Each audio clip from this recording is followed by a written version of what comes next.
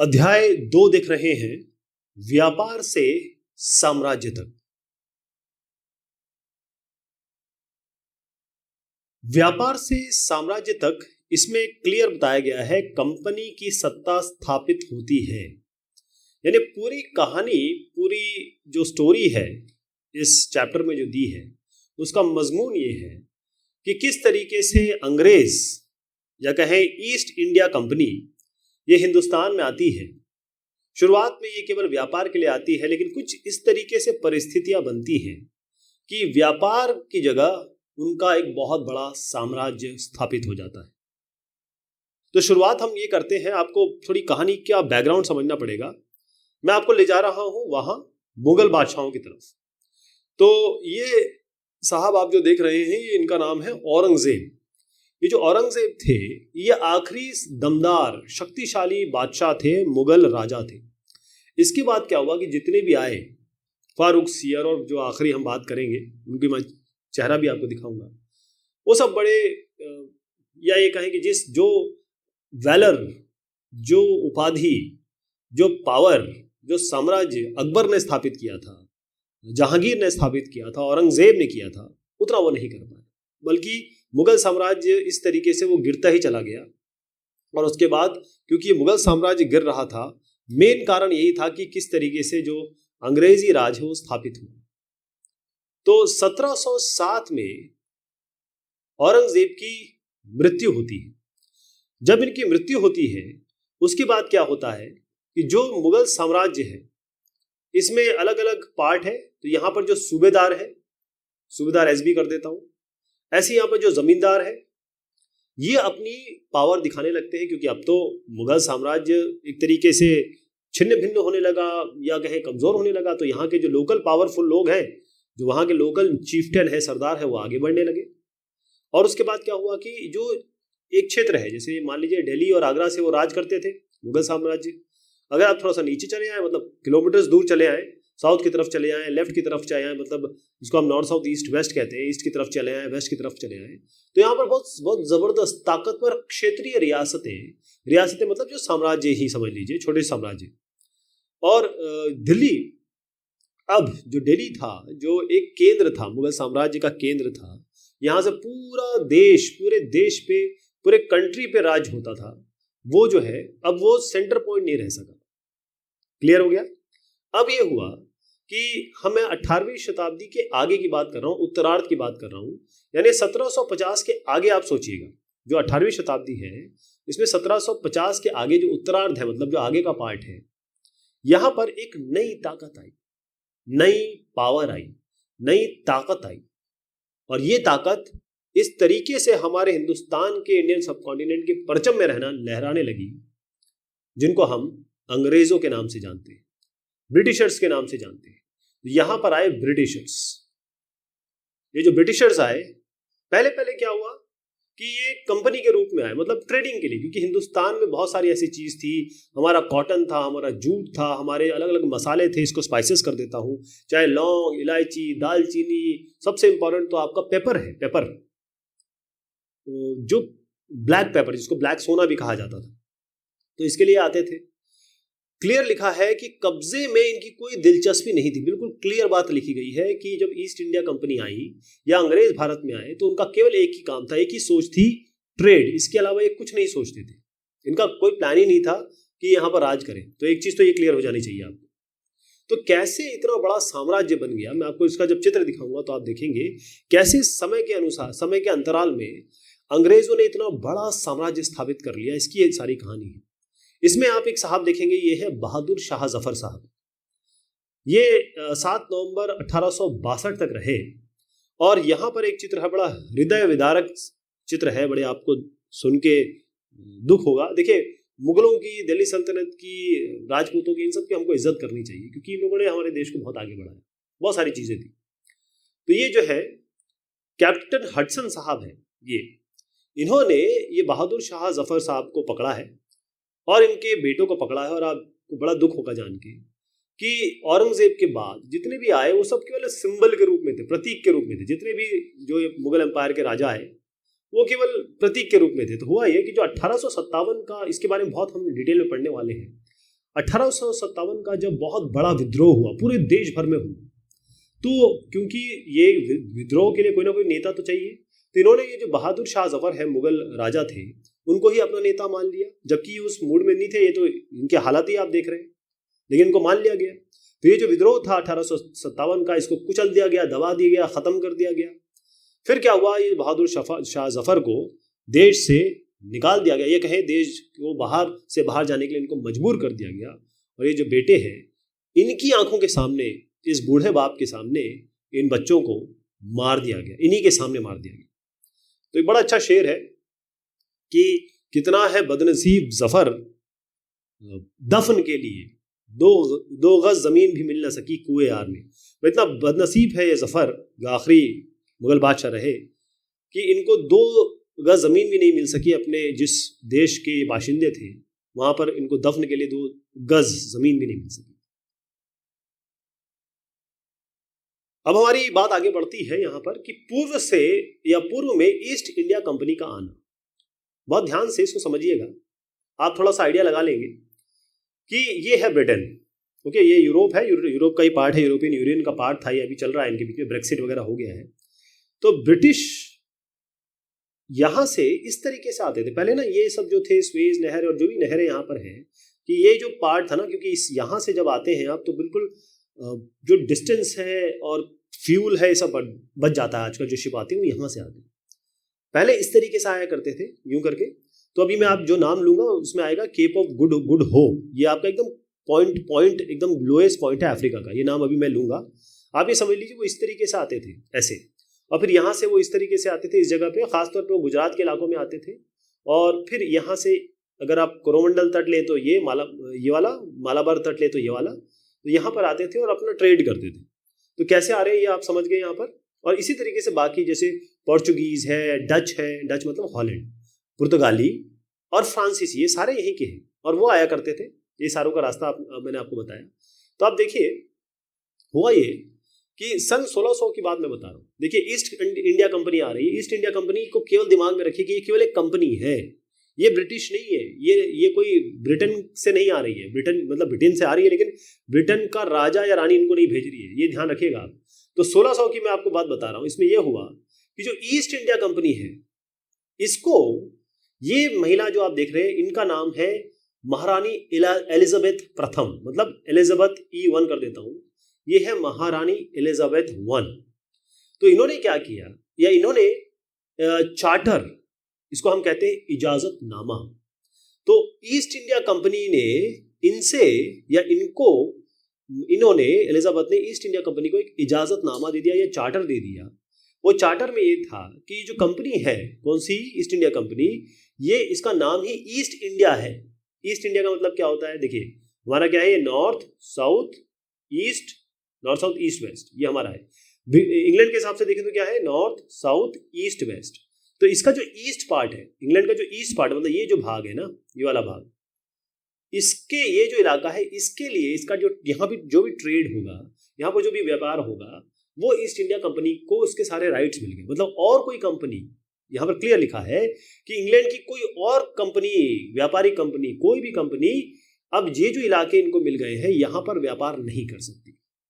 ठीक, कोई और इनको कंपटीशन नहीं है, मतलब प्रतिस्पर्धा के लिए कोई नहीं। मतलब ईस्ट इंडिया कंपनी अब इस पूरी जगह पर अपना व्यापार करेगी।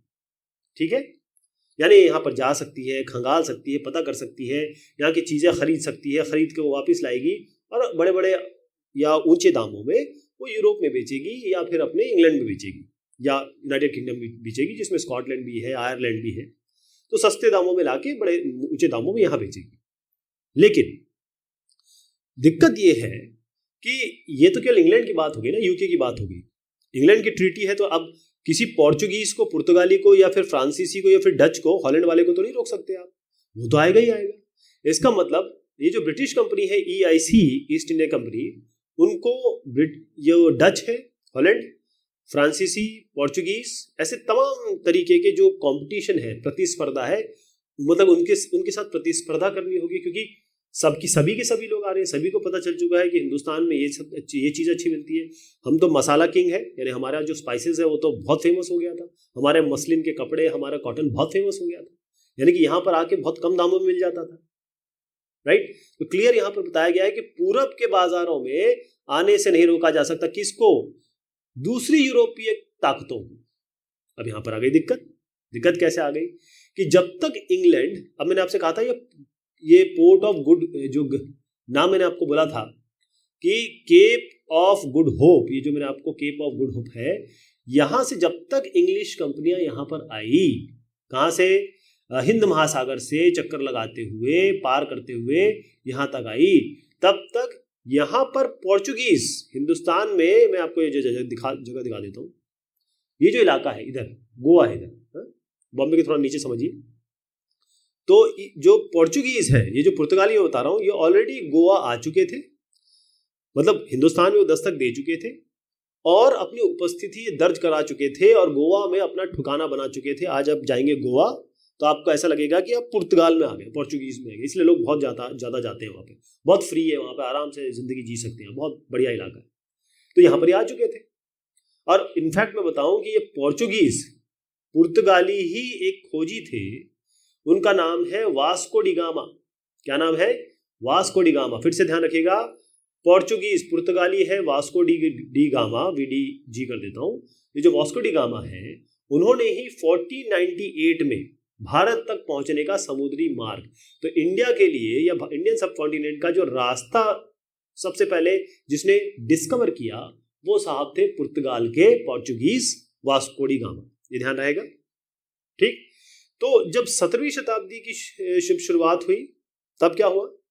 यहाँ पर पहले पोर्चुगीज तो आ चुके थे, 7वीं शताब्दी में ये डच भी आ गए। डच कौन से हो गए?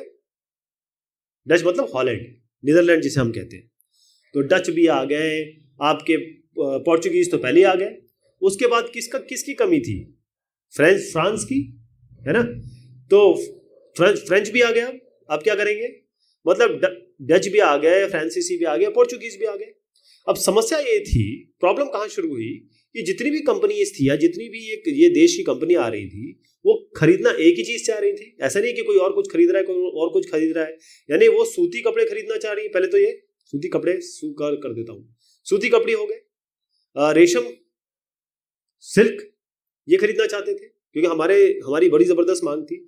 इसके अलावा मैंने जैसे बताया आपको, पेपर यानी काली मिर्च, ये काली मिर्च हो गया, ऐसी आपका लौंग हो गई, ऐसे इलायची हो गई और दालचीनी हो गई।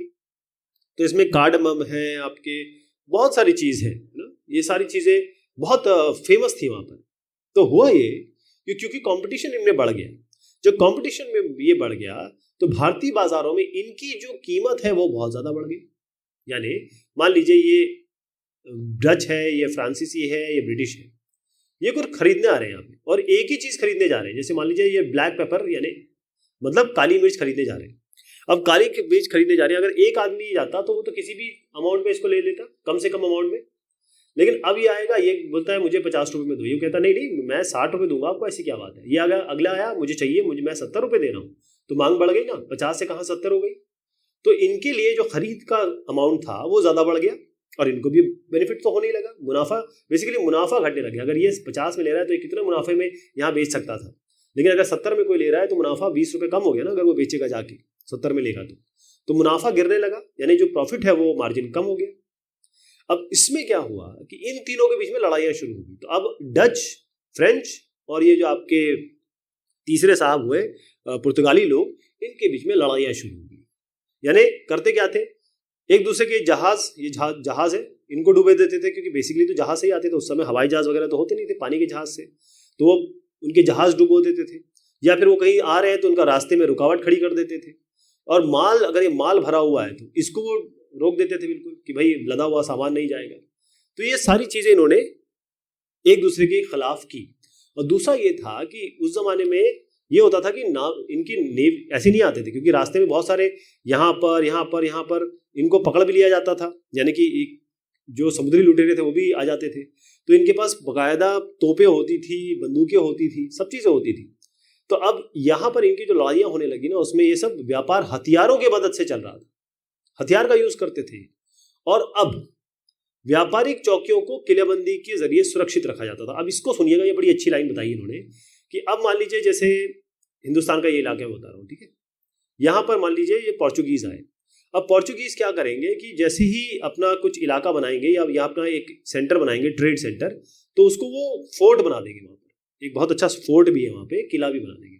मतलब अपनी जगह को सेव करने के लिए, ये इनका केंद्र है, ये ऑफिस है, इसको कवर करने के लिए ये एक फोर्ट बना देंगे। फोर्ट मतलब किला बना देंगे। अगर बताइए ये जो किला बनाओगे आप, तो फिर अगर यहाँ पर जो राजा है, यहाँ का जो सरदार है, जो हिंदुस्तानी सरदार है, सब कॉन्टिनेंट सरदार है, वो एक बाहरी शक्ति, पोर्चुगीज शक्ति को बनाने देगा? या फिर ये बना लेगा तो ये क्या कुछ कहेगा? नहीं भाई। अगर आप किलेबंदी कर लेंगे तो जो स्थानीय जो शासक है, वहाँ के जो स्थानीय शासक हैं, जो वहाँ के राजा हैं या वहाँ के जो चीफ्टन हैं, वहाँ के जो सरदार हैं, उनको दिक्कत नहीं होगी क्या? बस यहीं से बात शुरू हुई कि जितने भी ये लोग व्यापारिक लोग थे, क्योंकि अब लोकल राजा भी आ गया, अब इनको भी यहाँ पर अपना फोर्टिफिकेशन करना है, क्योंकि इनको जैसे पोर्चुगीज है, इसको फ्रांसीसी से बचना है, इसको ब्रिटिशर से बचना है, तो जो फोर्टिफिकेशन जरूरी हो गया। और अगर आप किसी जगह जाके अपना फोर्टिफाई कर लोगे तो फिर आपकी तो जमीन नहीं है, आपका तो घर नहीं है, आपका तो इलाका नहीं है, यहाँ ये तो इन लोगों का, हिंदुस्तानियों का है, वहां पर आप अपना फोर्ट बना रहे हो, तो यहाँ से दिक्कत शुरू हुई। इसका मतलब अब राजनीति, व्यापार तो चल ही रहा था, ट्रेड तो चल ही रहा है, ट्रेड से ये जो, क्योंकि अगर इनके साथ काम करना है, अपना फोर्ट बनाना है और इनको भी साथ में लेना है, तो आपको राजनीति करनी पड़ेगी, पॉलिटिक्स करनी पड़ेगी। तो यहाँ की बात मैं बता रहा हूँ, तो इसीलिए वो राजनीति शुरू हुई। एक इंपॉर्टेंट चीज इसमें शब्द रह गया, वो ये है वाणिज्यिक। वाणिज्यिक क्या मतलब? देखिए ये सब ट्रेड की बात हो रही है, शुरुआत में सब ट्रेड की बात करेंगे। तो जो वाणिज्यिक है, एक ऐसा व्यावसायिक उद्यम, मतलब ये वाणिज्यिक का अंग्रेजी का मतलब होता है कॉमर्शियल। इसमें क्या होता है कि आप कहीं गए, जैसे मान लीजिए ये इलायची की बात कर लेता हूँ, हिंदुस्तान में आए, इलायची हुआ, इलायची आपने 50 रुपये में लिया और आप वापिस इंग्लैंड गए या यूरोप गए और आपने इसको 500 में बेच दिया। आपके आने जाने की लागत मान लीजिए 200 रुपये लगी, इतना गए इतना आए, तो 250 का पड़ा आपको, और आपने बेचा 500 में, तो 500 से 250 घटा दीजिए, 250 का आपको सीधा फायदा हो गया। इसी को हम कॉमर्स कहते हैं, इसी को हम वाणिज्य कहते हैं, इसी को कमर्शियलाइजेशन कहते हैं। यही ट्रेड हो रहा था उस जमाने, और आज भी होता है। ट्रेड का मतलब यही होता है कि आप चीजें खरीदो, बेचो और बीच में मुनाफा कमाओ। तो ईस्ट इंडिया कंपनी बंगाल में व्यापार शुरू करती है। जैसे मैंने आपको पोर्चुगीज के बारे में बताया, इन्होंने गोवा में ठिकाना बनाया, तो ब्रिटिशर्स ने कहां से शुरुआत की? उन्होंने की बंगाल से। वो जगह दिखा देता हूं आपको, ये मैं इस जगह की बात कर रहा हूँ, इस जगह की, ये यहाँ की बात कर रहा हूँ, हिंदुस्तान का है ये जो है ना, जहां बांग्लादेश है उस हिसाब से समझिएगा। चलिए यहाँ दिखाता हूँ आपको, ये है, देखिएगा ये इलाका देख रहे हैं आप, यहाँ से शुरुआत की। किन्होंने शुरुआत की? अंग्रेजों ने। ये सारे यूरोपियन ट्रेडिंग सेंटर है, किसके कहाँ है सब देखिए। गोवा जैसे मैंने बताया, पी जो आप देख रहे हैं मतलब पोर्चुगीज। अगर आप माहे देखेंगे तो ये एफ है मतलब फ्रेंच। अहमदाबाद ई मतलब इंग्लिश।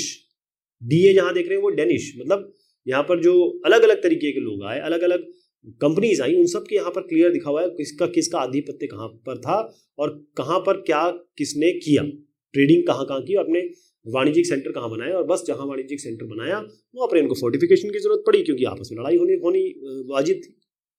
तो ईस्ट इंडिया कंपनी जो है बंगाल में शुरू करती है अपना व्यापार। ये आपको क्लियर पता होना चाहिए।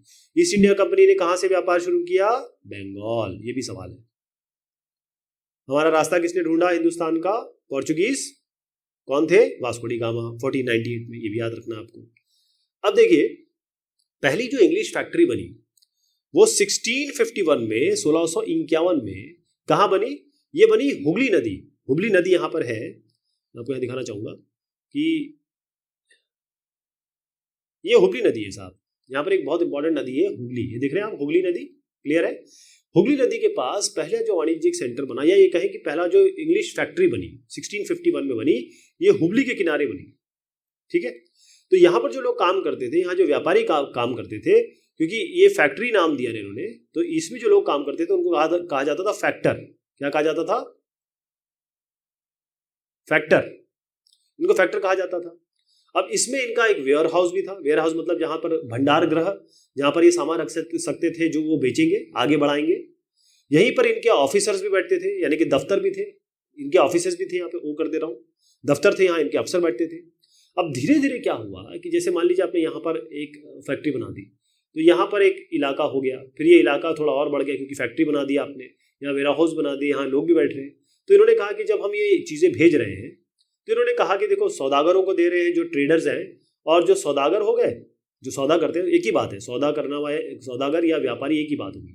तो ये सौदागर और व्यापारी जो थे, इनको इन्होंने कहा, ये जो अंग्रेज है या ईस्ट इंडिया कंपनी वालों ने कहा कि ऐसा है, आप इधर ही क्यों नहीं आ जाते, है ना, आप इधर ही आ जाइए। तो ये लोग यहीं पे आ गए, इन्होंने भी अपना यहाँ पर बसावट कर ली। बसावट यानी कि इन्होंने भी अपनी अपनी एक तरीके से ऑफिस डाल लिया ये कहने, मतलब ये आके यहाँ पर बस गए, क्योंकि इनको फायदा तो यहीं से हो रहा था, इनका काम यहीं पे था। फिर उसके बाद आगे ये हुआ कि 1696 की बात कर रहा हूँ, 1651 में ये शुरुआत हुई, 1696 की बात मैं कर रहा हूँ कि ये जो अब यहाँ पर लोग आगे आगे बस गए, तो इन्होंने यहाँ पर बनाना शुरू किया फोर्ट। फोर्ट मतलब किलेबंदी करनी शुरू कर दी। अब ये इलाका इन्होंने किलाबंदी शुरू कर दी। अब किला आपने बनाया, फिर इन्होंने क्या किया, और 2 साल बाद 1698 में इन्होंने क्या किया, जो मुगल अफसर थे, क्योंकि उस समय मुगल तो डिक्लाइन पे चले गए थे, तो जो मुगल अफसर थे उनसे इन्होंने क्या किया कि रिश्वत दी, पैसे दिए, और 3 गांव जो आसपास के गांव थे उनकी जमींदारी भी ले ली। क्या ले ली? जमींदारी, कि भाई अब यहाँ के हम जमींदार हो गए।